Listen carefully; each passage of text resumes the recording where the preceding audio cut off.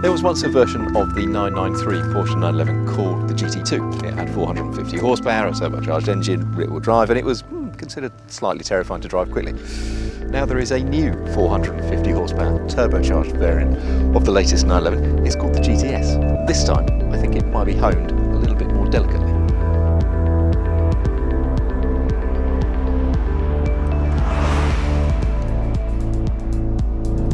The entire history of the 911 has had scientists and boffins and engineers tweaking it and working on it and thinking about it and honing it. Now it gets the 3-litre turbocharged engine from the Carrera and Carrera S, but a new turbo gives it 450 brake. That is, 30 more than the standard Carrera S. It's got 10% more torque. Think of it as somewhere between the Carrera S and the GT3. And there are other changes too. You can have it in 2 or 4-wheel drive. This one's 4-wheel drive. You can have it manual or auto. This is an auto. You can have it coupe or targa. This is a coupe, though it does have a sunroof, which adds a bit of weight, and I don't think I'd bother myself. They all, though, get the wide body of the 4-wheel drive cars. They also all get the Sport Chrono package as standard, which drops the suspension by 10mm because it gives sport suspension. But then they also all have PASM, Porsche Active Suspension Management adaptive dampers. That reduces the suspension by another 10mm. So it's 20mm lower than a Carrera S, and there is a Sport exhaust. And there you go. That is the nub of what GTS is. I've got this lovely Alcantara wheel. I've got part Alcantara, part leather seats. What's it like? It's great. It's really lovely. All Porsche 911s are good. Alright, all of them. The base one's good, the GT3 RS is good, and everything in between is good.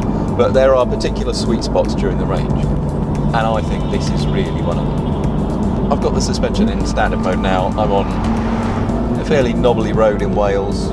It's far too good for this road, for the visibility, for the laws. For a car to be satisfying and fun to drive, given it's got those performance capabilities on the road, and demands something really quite special in this chassis, and it is so good.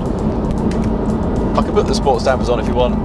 It firms things up, it keeps the body control a bit tighter, but actually with it off on this kind of road, just lets the suspension breathe easily. Body control's really tight.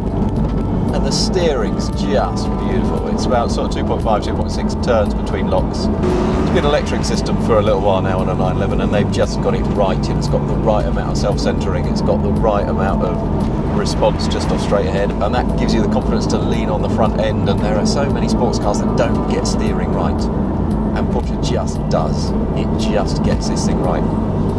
The engine's best through its mid-range really, revs to 7.5, but there's not really a lot of point in taking it out, partly because of also the fact that it's going so bleeding quickly by the time you get there, you can't really take it out in most gears.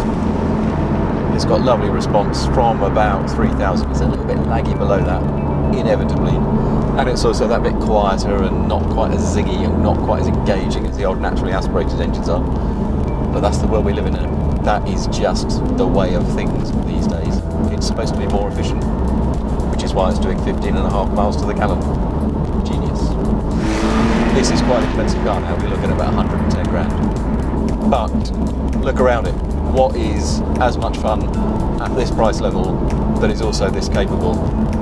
I mean, this is knocking on towards, it's not as fast in a straight line, but if you were to say to me, would you rather have this or an Audi R8 V10? I'd be pretty tempted with one of these. I think it's more fun, I think it's more engaging more often. Would I have one of these or a McLaren 570? You know what, that's a tough one as well. I think this gives almost as much back. Yeah, it's not as fast, but there's an awful lot to like about it. You just want it to be engaging. You don't have to be driving it like your hair is on fire. I think the GTS has become, as it was before, a real sweet spot in the range, in a way that when the 993 generation 911 was out, a 450 turbocharged version could only dream of being this rounded and capable. Just bloody lovely from start to